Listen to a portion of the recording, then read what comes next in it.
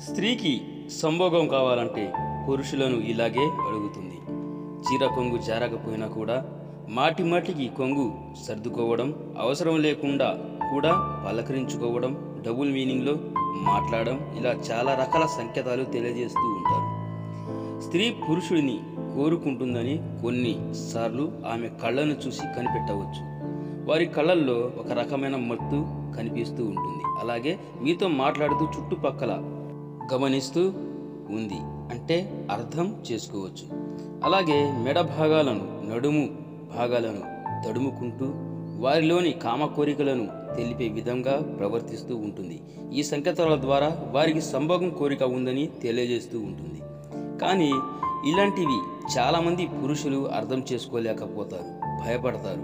కొంతమంది పురుషులు అర్థం చేసుకున్నప్పటికీ కూడా వారి జోలికి వెళ్ళరు. ఎందుకంటే స్త్రీ ఎలాగైనా మాట మళ్లించగలదు, ఏమైనా చేయగలదు.